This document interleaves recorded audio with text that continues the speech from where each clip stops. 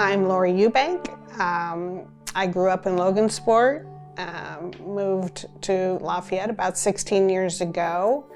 My husband and I have 2 children, 4 grandchildren. I'm a retired school teacher. I taught for 30 years, and along the way I've dealt with sleep apnea.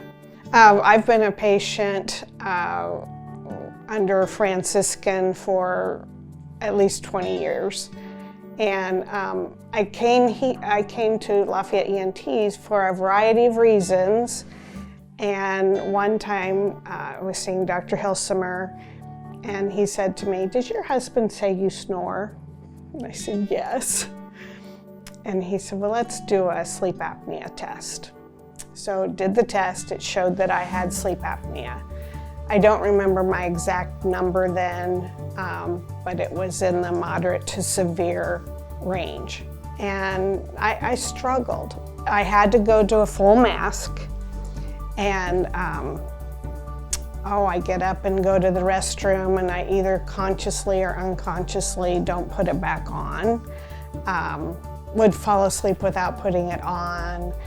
I have frequent sinus infections, bronchitis, ear infections, and you just can't deal with the mask with all of that stuff going on. So, diagnosed with heart disease and struggling with my CPAP, I'm thinking this isn't good. It's hard on your body when you stop breathing. It's hard on everything. So I met Miss Eubank. She'd been a long-time patient of the practice. She'd had severe sleep apnea for many years, and despite trying the mask numerous times and trying other interventions, including a nasal surgery to open up the nose, she was never able to tolerate the mask.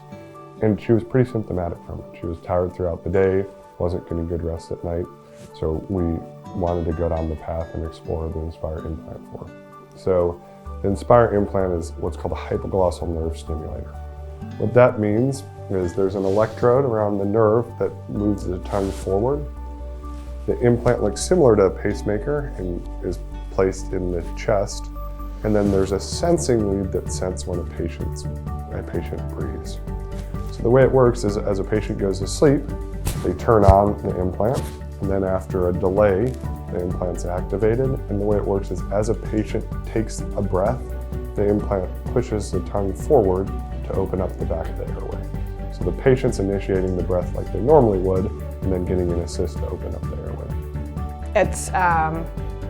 It's been a journey. I'm happy I did it.